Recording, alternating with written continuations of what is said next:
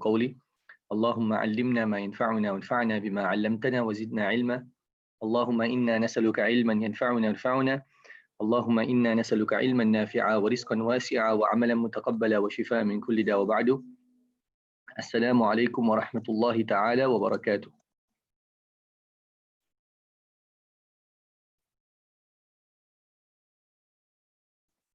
كيف حالكم هذا الصباح المبارك؟ الحمد لله شيخ. الحمد لله. ما شاء الله تبارك الله. ما شاء الله. It's been a while, ما شاء الله. How are you keeping, Sheikh? Good, alhamdulillah. Yourself? Alhamdulillah. ما شاء الله تبارك الله. We were given an option in terms of our class to choose between two chapters that were outstanding, I think, in terms of the 28th juz. And the options that were given were Surah Al-Munafiqun, which would be a good chapter to go to in terms of Quran. Allah subhanahu wa ta'ala talks about certain qualities that are exemplary, which we need to aspire to. And then at the same time, Allah subhanahu wa ta'ala mentions lesser qualities that we should steer clear of. So of these qualities we've come across in terms of our reading generally. Allah subhanahu wa ta'ala does a list, and I think the most exhaustive list is what we're currently busy with in some of the higher years in terms of Surah Bara'ah, where Allah subhanahu wa ta'ala does an exhaustive list of negative qualities and qualities that are peculiar to a large degree to hypocrites. Then in other places in the Holy Quran, Allah subhanahu wa ta'ala mentions qualities about the believers. For example, in Surah Al-Mu'minun, it starts off where Allah subhanahu wa ta'ala mentions 10 qualities of the believers which we should aspire to. So Allah would start off by saying, قَدْ أَفْلَحَ الْمُؤْمِنُونَ الَّذِينَ هُمْ فِي صَلَاتِهِمْ خَاشِعُونَ وَالَّذِينَ هُمْ عَنِ اللَّغْوِ مُعْرِضُونَ وَالَّذِينَ هُمْ لِلصَّلَاةِ حَافِظُونَ, etc. Right till the end, 10 qualities are mentioned. Then Allah would talk about qualities of His slaves, and slavehood being the greatest station. Allah refers to His messenger as an abd. Subhanalladhi asra bi'abdihi. In this particular manner, Allah talks about Ibadur Rahman, that the slaves of the most merciful. So it's a great station and a position and a maqam, as they refer to in Arabic, that you and I should aspire to in terms of that particular station. So the idea behind that broad sort of introduction would be that in many places in the Holy Quran, Allah talks about certain qualities of the good guys, so to say, and qualities of the bad guys, so to say, in colloquial terms. So that would be the benefit of reading through Surah Al-Munafiqun, because Allah will highlight one of those qualities, and the idea behind learning those qualities is for us to steer clear of those qualities. The other option which we were given was Surah Talaq, and we've opted to go with Surah Talaq as opposed to Surah Al-Munafiqun. We've already, in terms of our lessons generally, particularly with the higher classes, we've started reading Surah Bara'ah, and we basically made our way halfway through the chapter. And the balance of that particular surah is dedicated to the qualities of the munafiqun. So we can learn more about that over there, bi'idhnillah subhanahu wa ta'ala. But there's a great need for us to learn about talaq, So why Surah Talaq? Why do we want to be reading through Surah Talaq? One of our teachers said that as important as it is to teach the rules and regulations of nikah, so that's basically when two people come together, and by contract, the word nikah, our scholars say there are two meanings to the word nikah. The word nikah can refer to the actual contract between husband and wife, or the word nikah can refer to once a person is married, then generally that marriage is consummated. So in other words, it refers to jima', which basically means conjugal relations. So we do speak quite a bit about nikah in that particular manner, both in terms of the contract and both in terms of the rules and regulations relating to a nikah. Then for us, nikah is a very sacred, or marriage is a very sacred phenomenon within Islam. It's a very sacred phenomenon within Islam. And like one of our scholars said that,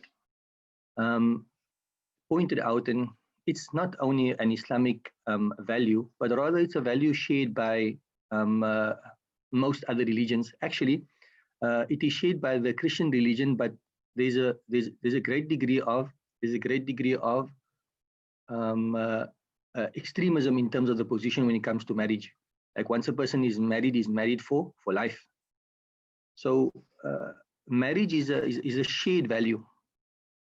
Okay, the Christians are basically, in terms of the practice currently, is an extreme in terms of its application. Like once you're married, you're married for life, and notwithstanding even excruciating circumstances, then that marriage, cannot come apart because you're married for life. My point being that marriage is something which is upheld and valued by not only Muslims, but by Christians, world religions, and just humanity as a large. And Allah SWT knows best. In this postmodernism time that we live in, every type of structure is attacked, and so you'd see as an anomaly, not as a majority, but you would find that this particular establishment comes under fire, so to say.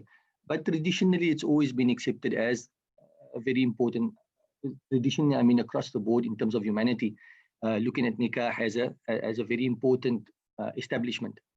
So to get back to our point, bi'idhnillah subhanahu wa ta'ala, marriage is very important and it's a value. So according to us, as opposed to the Christians, marriage isn't something that comes apart. It is something really that is torn apart.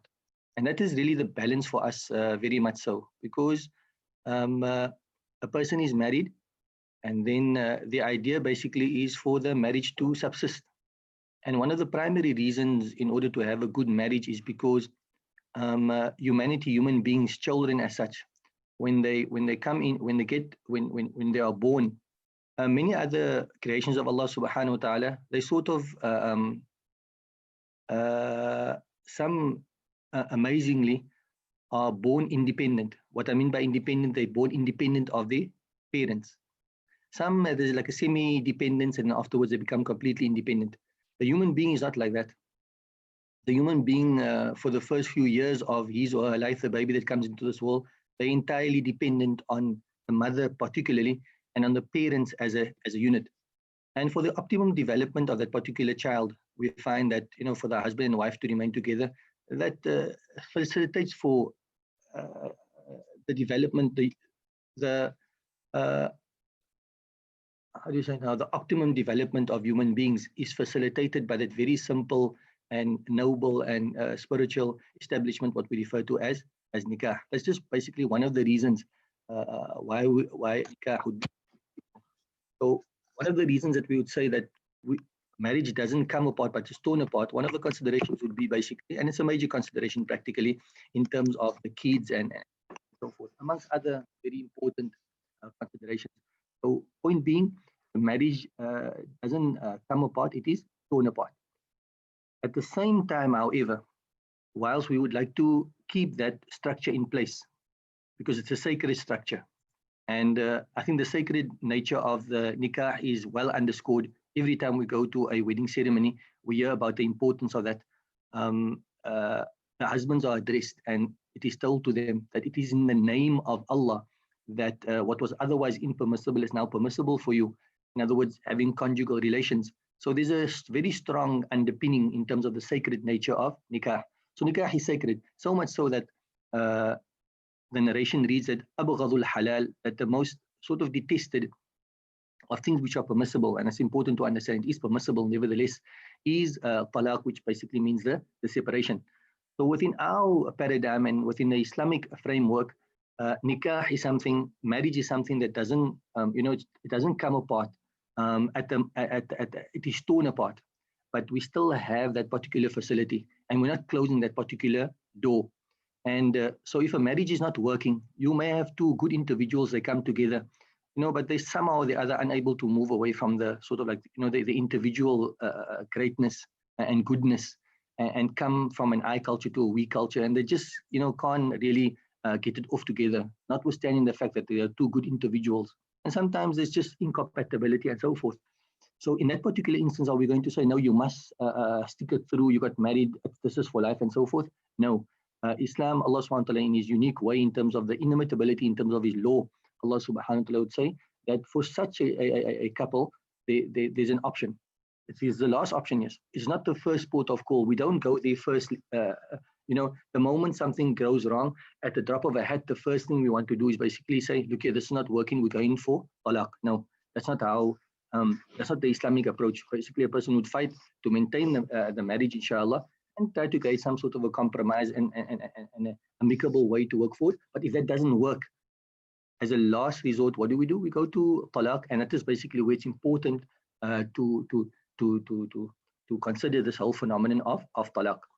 So I hope that creates just sort of like a framework in terms of when giving the option between Surah Al-Munafiqun and Surah Al-Talaq, that we chose to read a bit about Surah Al-Talaq. Please feel free to comment or ask a question or say something before we go into the second sort of segment of our introduction, bi'idhnillah subhanahu wa ta'ala. فلتتفضل.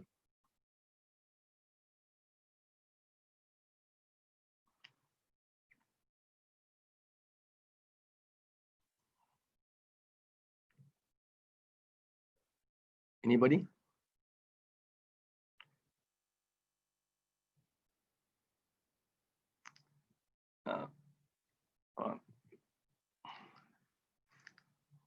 I mentioned to Mulana Zakaria that sometimes when we ask a question, so he says, no, the easy way around it is you just check somebody's name and you call the person out. I don't know if that's now a good thing to do.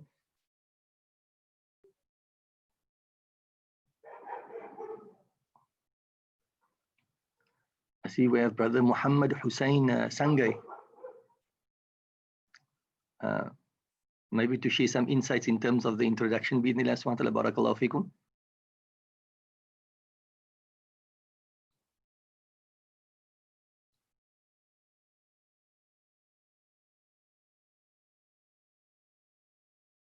Asif, we spoke to you a moment ago, Habibi. Say that again, Sheikh. I said we spoke to you a moment ago. Any thoughts, Yes. something that you can share for us in terms of the introduction? Is everything okay there? No, alhamdulillah, it was a good introduction. I think it puts also good context into deciding which surah to go with. And alhamdulillah, I fully agree. I mean, it's something that we can take immediate lessons from all of us. Alhamdulillah. Barakallahu fikum. Barakallahu fikum. May Allah accept, inshallah. I think due to our time constraints also, inshallah, we'll carry on and maybe take some comments going forward.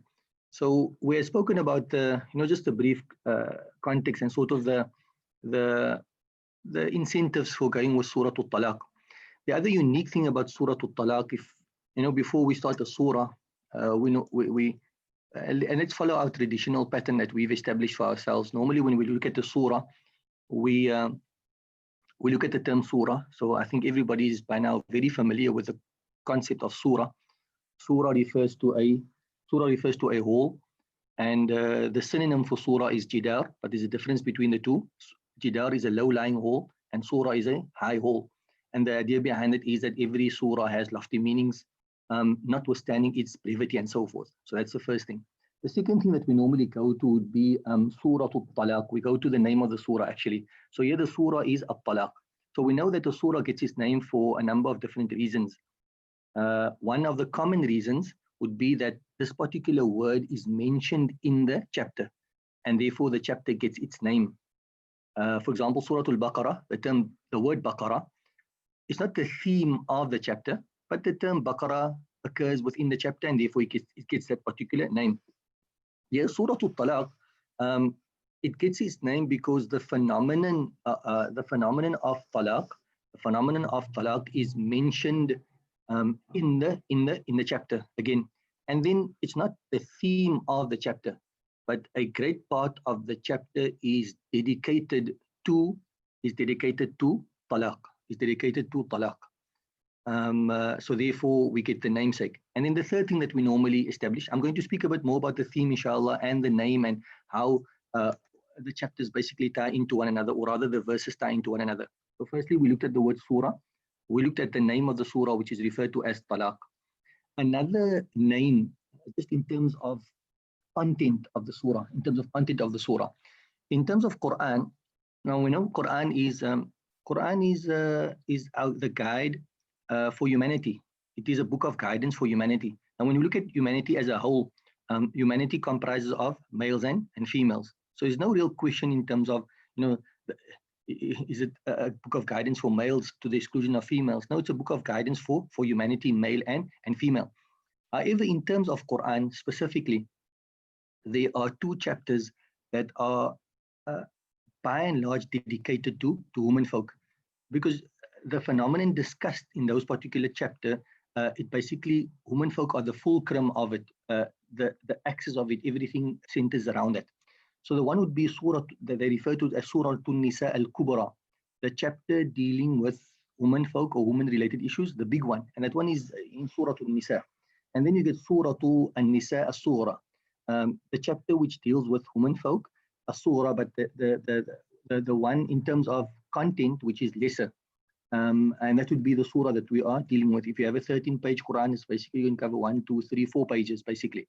So that's another, just a added fact relating to Talaq, the name of the surah.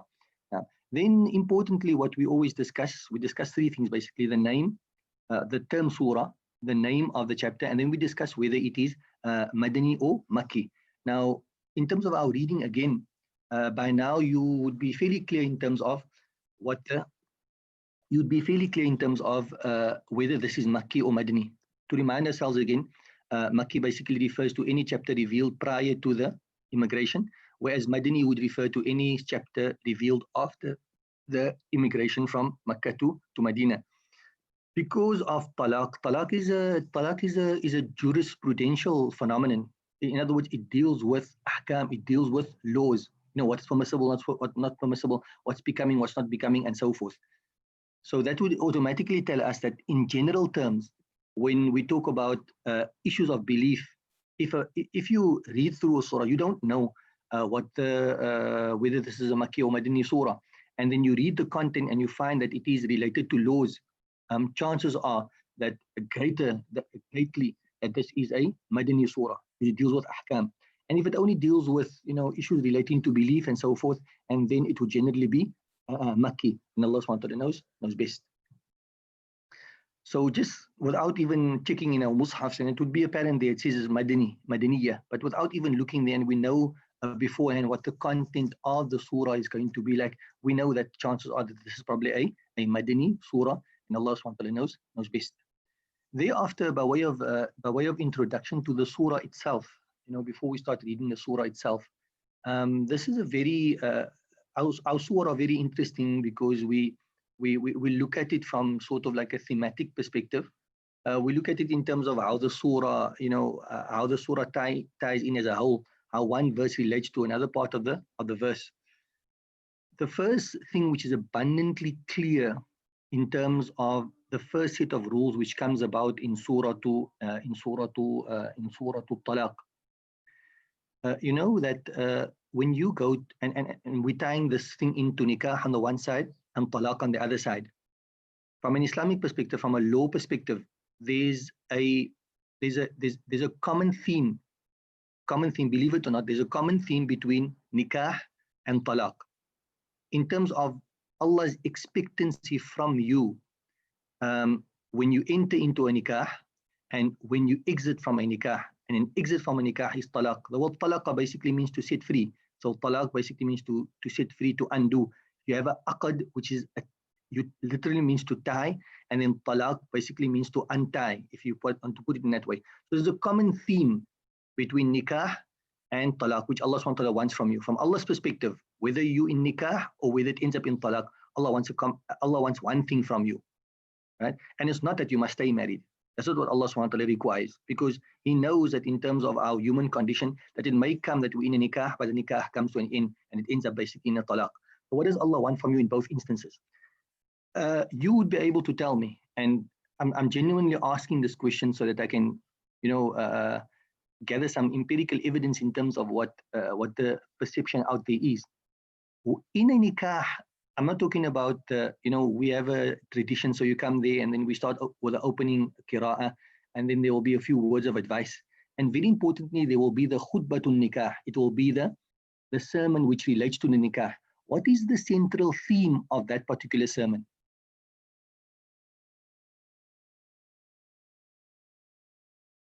Anybody? You must engage me on this one. Huh? Sheikh, typically the ayat around the rights of women and talaq. Tamam. Okay, talaq does have a wasim. Tamam. So just come again with that, Habib. Is it not? I know. I mean, typically they recite the opening verses of Surah Nisa and a few others, and So what are the verses about talaq as well. Tamam, what are the opening verses of Surah Nisa? What about it, or what are they? No. What they are? What are? How do they read? How do they read? So, O mankind, have taqwa. Aywa. Have taqwa. Yes. So what happens is, if you look at, so that rings a bell. So if I were to say to you, okay, they read that verse, right? And then afterwards, Allah subhanahu, then they say, Ya ayyuhalladhina amanu ittaqullaha wa qulu qawlan sadida. Again, oh, you believe, have taqwa. Yes.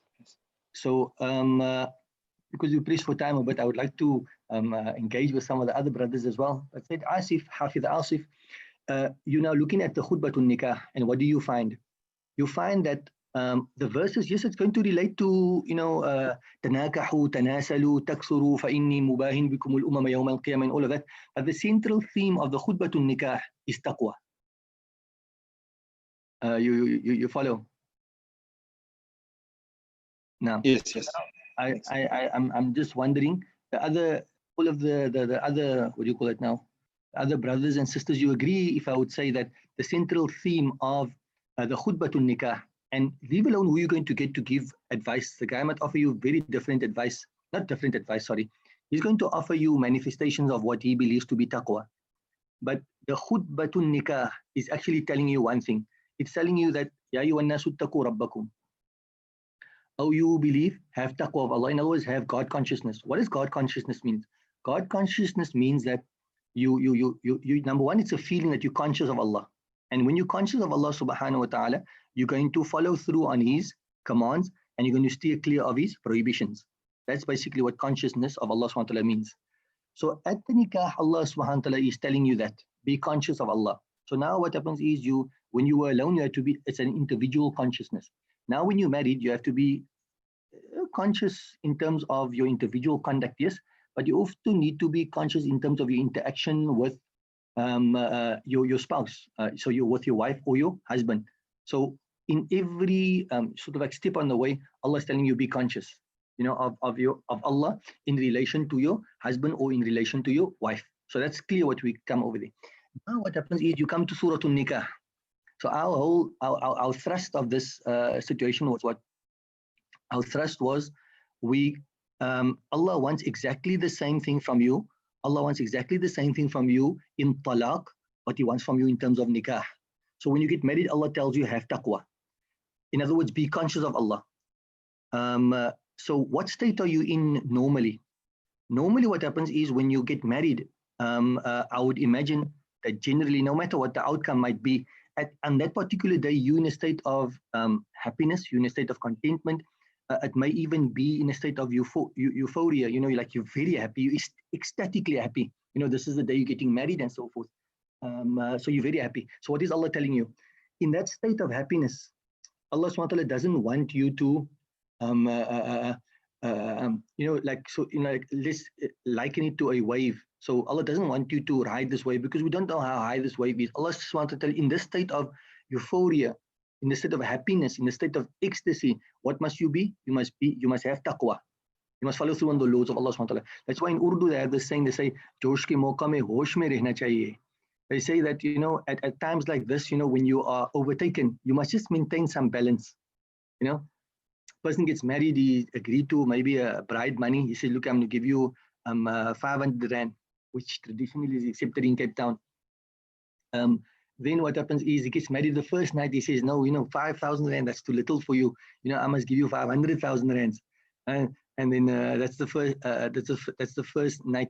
A few nights later, a few months later, a few years later, and then the guy's wanting to say something else.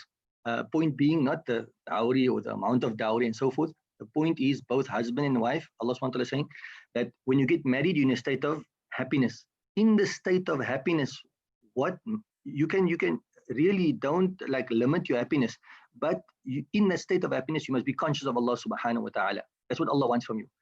Let's go to the other side of the equation. We come to talaq on the side. So normally when a person gives talaq, he doesn't give it in a happy state. One person came and he said to one of the scholars, and this is the opinion of the majority of scholars, there are other opinions which you can access in terms of going through to a judiciary and so forth. But the Jumhurul Ulama, the opinion that when you give 3 talaqs and then 3 talaqs fall, and you cannot get married to the lady again unless she gets married, that marriage is consummated, then she gets divorced and you can get married to her again. So a person comes to a scholar and he says, look, in anger, I gave my wife 3 talaqs. Does it count because I was angry? So the person said to him that, who gives a talaq when he's happy? The person is in a state of complete contentment and happiness, and now the person gives a talaq. That just doesn't happen. Our point being that when you get married and in a state of general happiness, you must be conscious of Allah subhanahu wa ta'ala, and the law of Allah subhanahu wa ta'ala is what should determine your behavior. Likewise, in talaq, when you're experiencing emotionally, you're on the other side of the spectrum. You may be distressed, you may be anxious, you may be sad. Whatever the case may be, Allah subhanahu wa ta'ala is telling you, like when you got married, you had taqwa, you should be having taqwa and exercising taqwa. Likewise, when things go pear-shaped, and then you must exercise taqwa as well. And then when we look at this particular phenomenon, okay, maybe I should ask for some feedback on that, inshallah. Bismillah.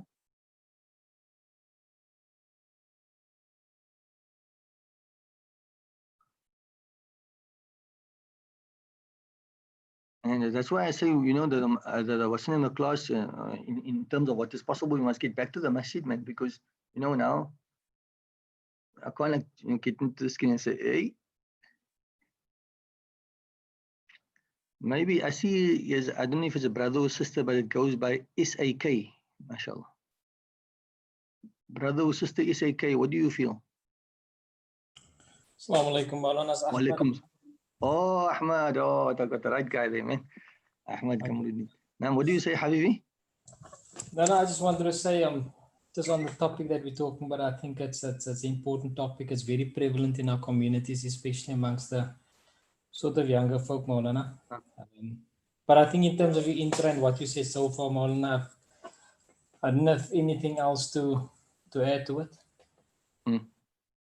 Barakallahu fikum. Barakallahu fikum. In the course of some of the brothers are on the ground and experience, particularly in certain communities, what happens is that they traditionally, and this is also changing. I know in certain Muslim communities that normally there's an elder in the community.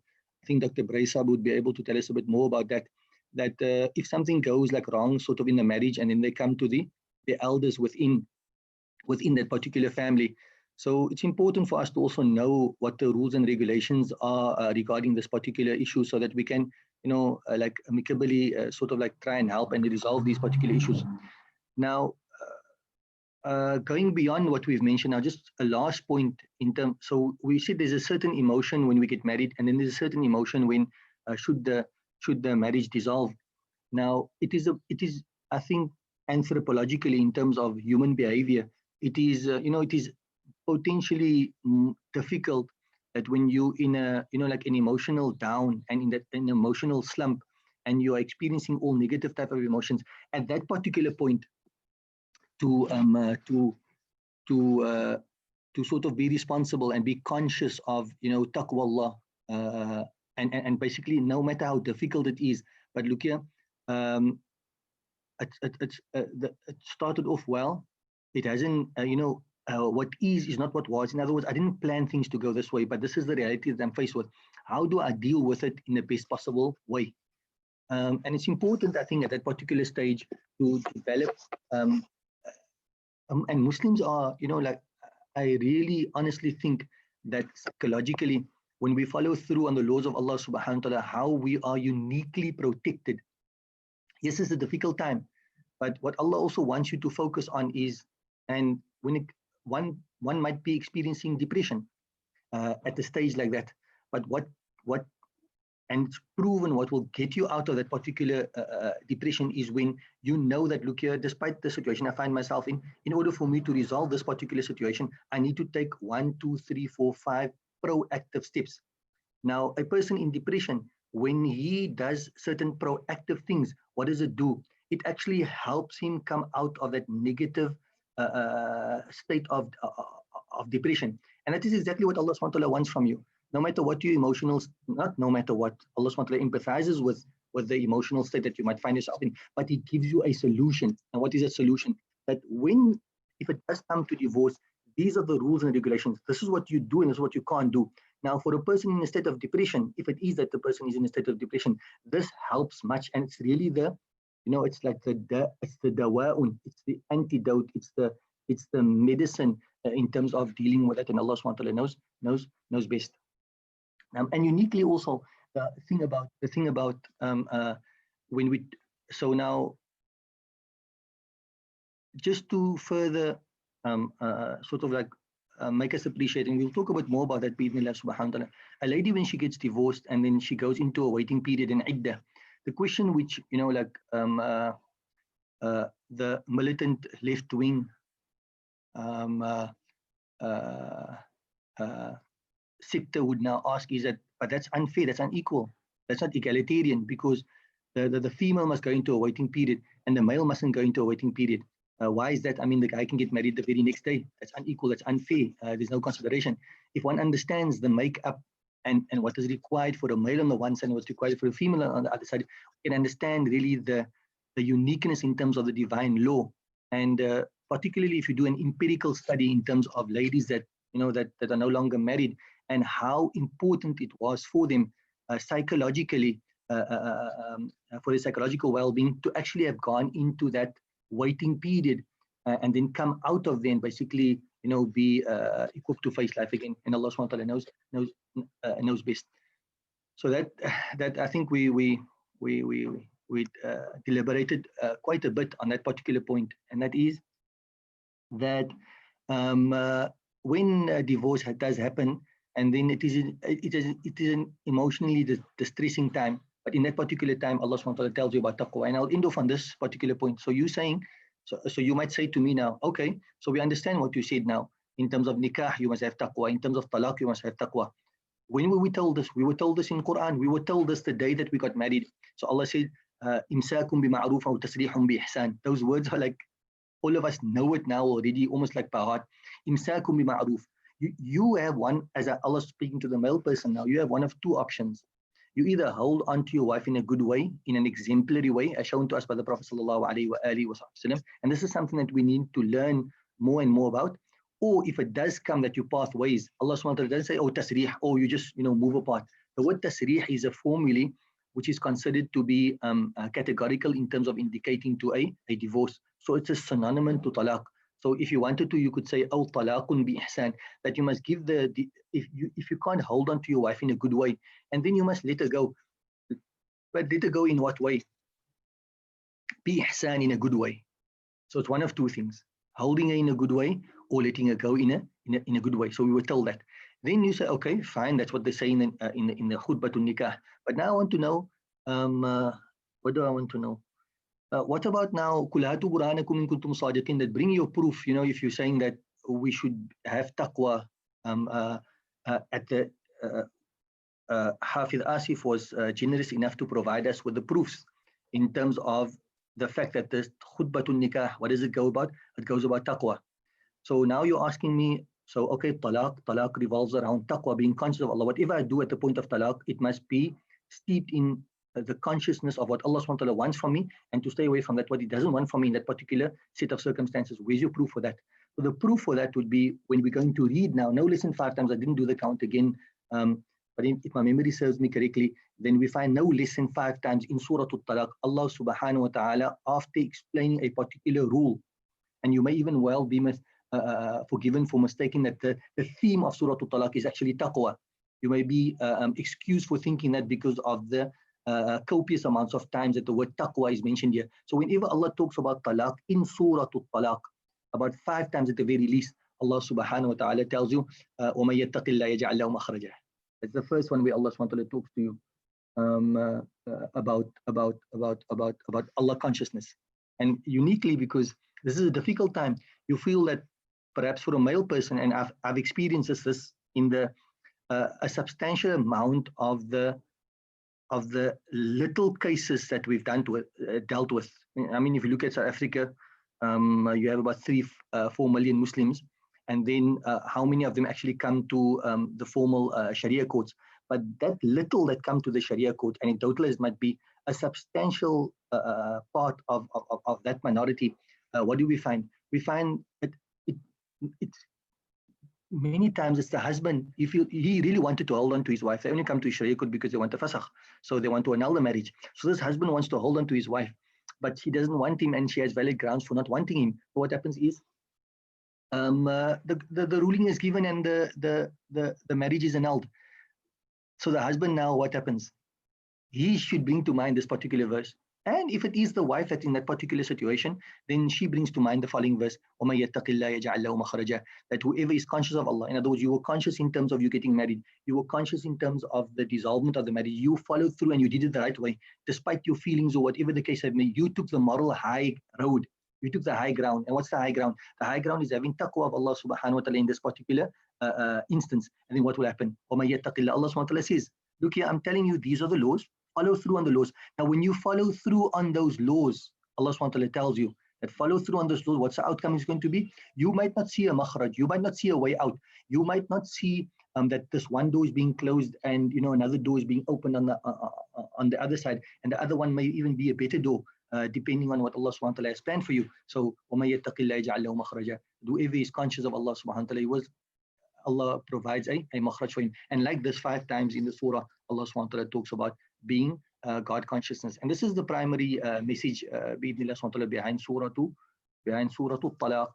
And then, inshallah, when we do meet again, then the next thing I'm going to talk about is something which really sort of like struck me between the sections of Surah Talaq. The first section talking only about Talaq, then Allah goes on to mention the story about Fir'aun. So what's the link between Talaq on the one side and speaking about Fir'aun and basically the entire purpose of creation on the other side?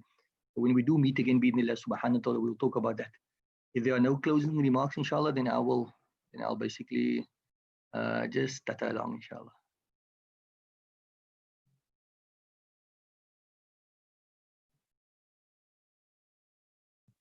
Maybe we can have a closing remarks from Sister Fatima Noor. No? تفضلوا.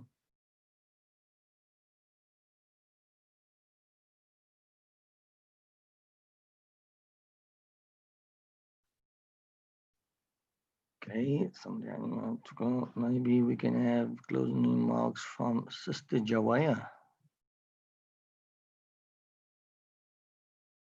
No.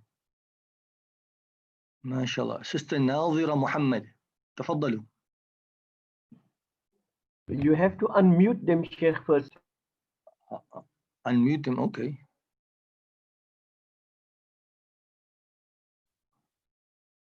Or everybody's like, nobody can speak, right? Unless you unmute them. Okay, but I see now my time is also up because it's 10:48 now, subhanallah. Who's coming up next, Habatul Kiram? Maulana Khalil is coming up next. Barakallahu feekum jami'an. So I'm going to, inshallah, I'm going to probably exit now, bi'idhnillah subhanahu wa ta'ala. And I will hand over to the administrator, inshallah, and they will facilitate for the last period. Barakallahu feekum jami'an. Wa jazakumullahu khair al-jaza. Wassalamu alaikum wa rahmatullahi ta'ala wa barakatuh. Wa alaikum assalam, Sheikh. Shukran. Barakallahu feekum. Wa alaikum salam.